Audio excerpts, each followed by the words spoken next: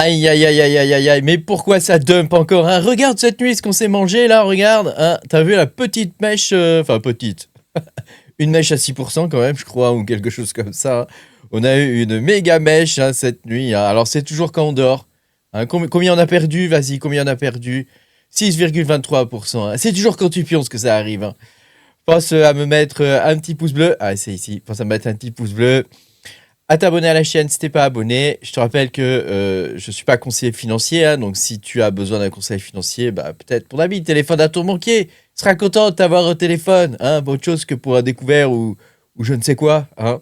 Et puis voilà, moi je suis, tu peux me soutenir en allant sur, c'est le début de la semaine, hein, m'en veux pas, hein, je démarre, hein. Tu peux me soutenir donc en allant sur patreon.com/makertronic, tu pourras avoir mes vidéos exclusives, hein, sur le minage, hein, j'allais dire en avance, mais non, ça fonctionne plus comme ça. C'est mes vidéos exclusives sur le minage de crypto-monnaies. Je suis mineur de crypto-monnaies depuis 2018-2019, hein, dans ces eaux-là. Et voilà, mon but, c'est d'essayer de trouver des coins qui ne sont pas encore listés, qu'on puisse miner en avance et pouvoir revendre donc aux investisseurs. Voilà, si on souhaite revendre, hein, parce qu'il y a des coins, par exemple, qu'on ne souhaite pas revendre, comme le Alpha, hein, qu'on a miné. Alpha Unicity, hein, qu'on a miné. Voilà, moi j'ai pas revendu mes coins. Je les conserve parce que j'ai bon espoir du fait que le prix puisse monter, hein, alors qu'il y en a pas mal qui ont vendu en OTC, hein.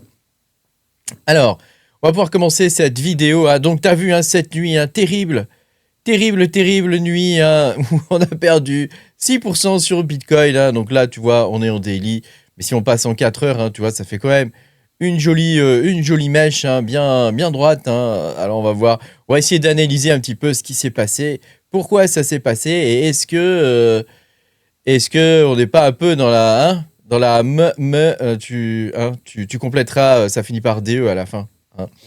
Alors regarde déjà si on check la tendance générale, hein, du Bitcoin en ce moment, hein. Bon bah là on est clairement à la baisse les gars, hein.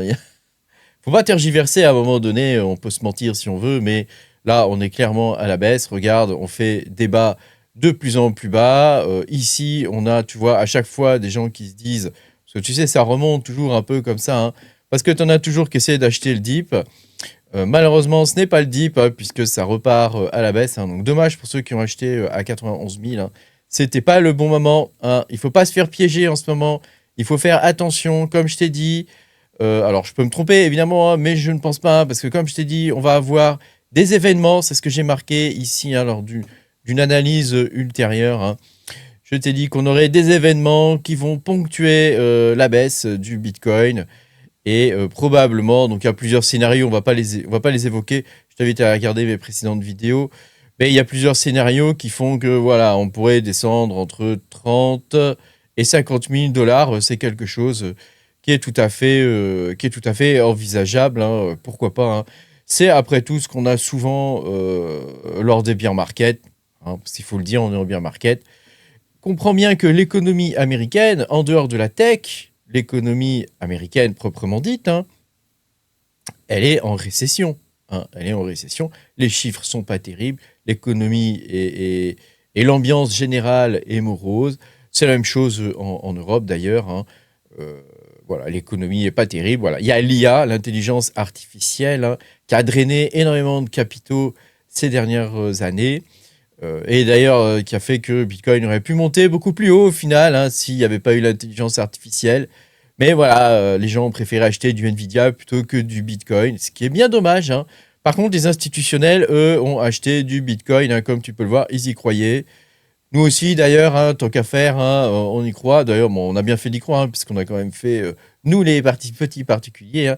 Si on était, tu vois, si on avait acheté même aux environs de 30 000, hein, bon, bah, on est quand même monté à 126 000, hein, donc on a bien fait d'y croire, hein. Donc voilà, actuellement, donc on a des baisses, hein, qui vont être ponctuées. Évidemment, ça descend pas tout d'un coup, hein, on a des petites remontadas comme ça, tu vois, mais rien de foufou. Et puis alors là, on a l'impression, d'ailleurs, on va tracer un nouveau trait, parce que j'ai l'impression que la baisse, quand même, s'accentue de plus en plus, hein. Donc tu peux voir qu'ici, on était comme ça, là, après, on est comme ça, et après, on est comme ça, hein. Donc t'as vu, hein. Très technique, mon truc, hein. Regarde, on est comme ça, comme ça, comme ça. Très technique. Alors, on va regarder un petit peu les raisons, hein. Donc, Bitcoin a perdu 4 000 $. en 2 heures. Hein. Donc en termes de market cap, hein, ça représente quand même une grosse somme. Hein. Alors, je ne sais pas exactement combien ça représente, mais en tout cas, ça pique. Hein. Ça pique et c'est fort probable qu'on ait une petite remontée, hein, mais que derrière, la baisse continue de se poursuivre. Hein. Il n'y a pas de raison. On est en tendance baissière, il n'y a pas de raison qu'on reparte à la hausse, à moins vraiment d'une inversion de tendance franche et nette. Il n'y a pas de raison. Alors, petit rappel, hein, il y en a toujours qui voient des opportunités quand on voit des baisses comme ça. Hein, donc faites attention, parce que quand on a des baisses comme ça, pour moi, c'est pas une opportunité. Hein, en tout cas, si tu restes en spot, il ne faut pas attraper un couteau qui tombe. Rappelle-toi, on n'attrape pas un couteau qui tombe. Hein, tu risques de te couper. Donc, on laisse le couteau tomber jusqu'en bas, jusque là où il peut tomber. On attend un retournement de tendance. Et là, on peut racheter. J'espère que tu as vendu quand même à un prix raisonnable, 110, 120 000 dollars. Ça me paraît très bien hein, au niveau des ventes. Hein. Alors, ici, tu vois, je voudrais te montrer ça. Comment on explique ça? Déjà, il y a un gros problème hein, au niveau du Japon. Au niveau du Japon, les taux des bonds, des bons japonais, j'allais dire des bons américains, mais des bons japonais, commencent à monter fortement. Ils sont extrêmement hauts. Et ça faisait très longtemps qu'ils n'avaient pas été aussi hauts. Alors, ça mériterait une vidéo complète hein, pour t'expliquer exactement ce qui se passe. Là, je vais te le faire en très résumé. Hein. Mais voilà, pour faire simple, tu vois, tu as des rendements au Japon et tu as des rendements aux États-Unis. Donc, il y en a qui achetaient au Japon avec des rendements plus bas pour racheter ensuite aux États-Unis. Et donc, comme tu peux le comprendre, si ça monte d'un côté et que tu vois, ça commence à baisser de l'autre, c'est plus bon. Et donc, tu as des banques qui commencent à perdre des milliards. Donc, voilà, ça mériterait une vidéo en fait complète hein, pour que je t'explique un peu le fonctionnement exact de tout ça. Mais en tout cas, voilà, sache qu'il y a un gros problème. La crise de 2008 a été en partie due à quelque chose de ce style-là. Alors, c'était pas exactement pareil, hein, mais c'était en partie dû à quelque chose de ce style-là. Le Japon, de mémoire, il est endetté à 225%. Hein, donc c'est quand même terrible hein, ce qui se passe au Japon. Après, ça ne les empêche pas de vivre. Hein, je veux dire, c'est une dette d'État, c'est pas une dette de toi ou de moi. Hein, qu'on se comprenne bien. Mais voilà, à un moment donné, il faut payer. Les États doivent payer leurs dettes, et quand ils doivent payer leurs dettes, les États, qu'est-ce qu'ils font? Bah, ils vont prendre sur le contribuable. Hein, ça paraît logique. Alors, autre chose, hein, c'est Binance, Coinbase, Wintermute, Gemini, Kraken, hein, qui vendent des bitcoins à tout va. Donc, c'est la fête du slip. On a l'impression que c'est un dump organisé hein, d'insiders.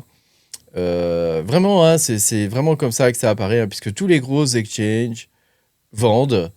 Alors, est-ce que ce sont les clients des exchanges qui vendent ou est-ce que ce sont les exchanges proprement dit qui vendent? Je n'en sais rien. Mais en tout cas, voilà, il y a quand même quelque chose qui n'est pas logique hein, là-dedans. Je t'avais fait voir, hein, je t'avais fait une vidéo où je t'expliquais comment Binance et Trump faisaient en sorte de manipuler le marché pour essayer de faire baisser justement le prix du Bitcoin. Et eux, ils pariaient évidemment derrière, probablement à la baisse. Hein.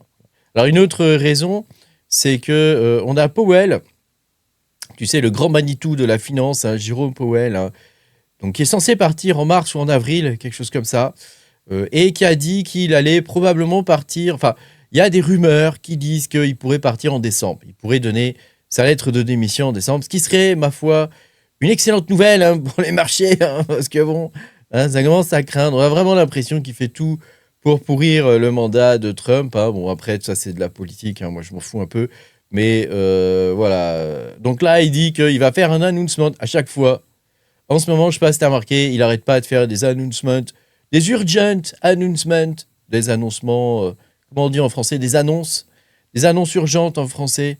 Hein, et donc, expectez, attendez une. Je vais finir par parler en anglais, hein, faire mes vidéos en anglais. Attendez une haute volatilité. Donc, effectivement, on vient de voir hein, que ça vient d'être pricé. Hein, donc, je ne sais pas ce qu'il a dit, c'était à 8h. Alors, 8h PM, est-ce que c'est passé ou pas je ne sais pas.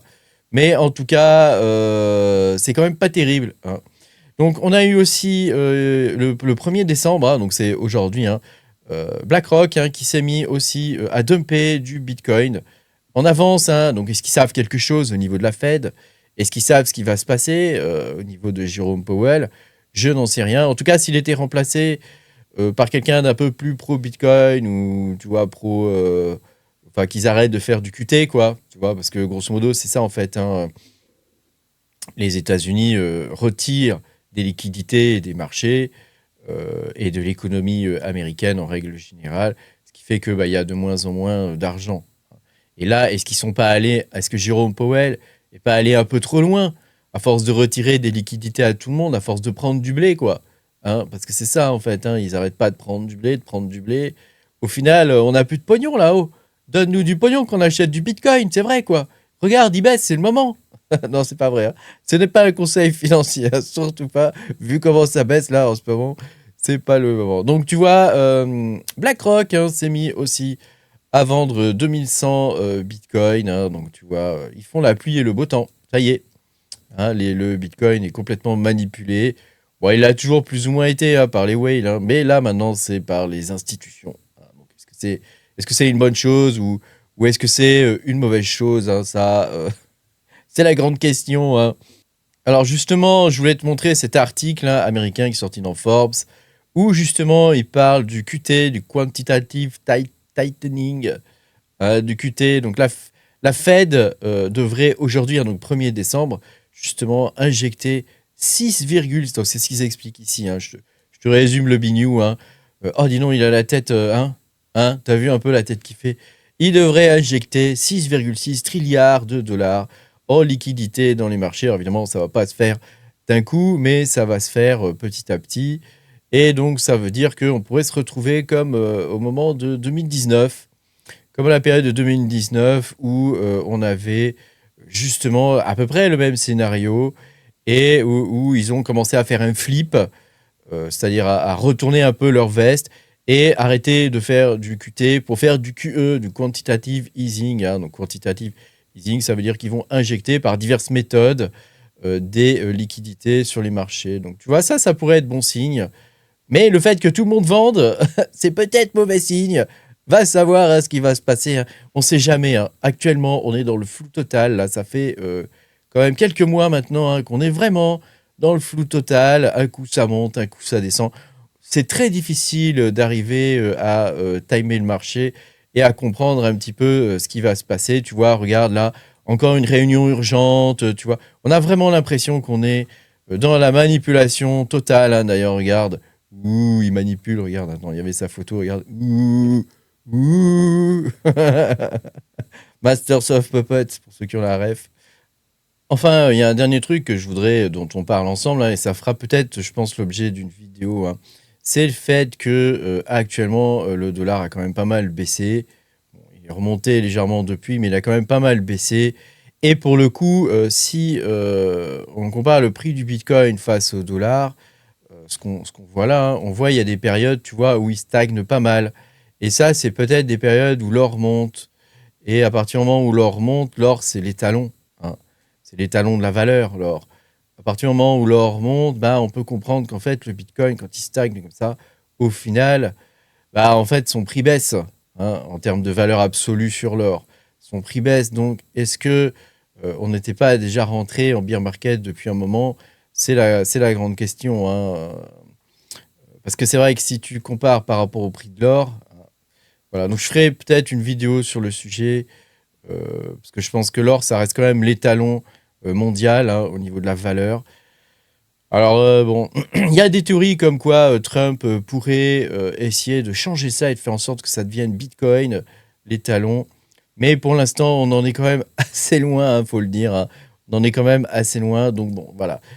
Ça, c'est vraiment quelque chose qui est à surveiller, en tout cas, parce que, voilà, si on se fie au prix de l'or, Bitcoin est en bear market déjà depuis un moment, hein, et le fait que, tu vois, on le voyait comme ça baisser, au final, quand tu le vois monter comme ça, c'est plutôt ce qu'on peut observer là, c'est-à-dire une remontada en fonction de la baisse hein, vis-à-vis de l'or. Hein.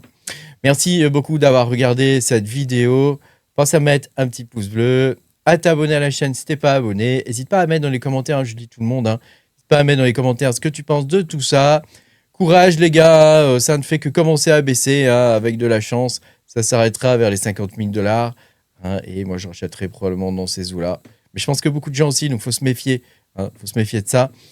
Et bah voilà, moi je te dis à bientôt, hein, les gars, pour de nouvelles aventures, hein, ou de nouvelles baisses. Salut!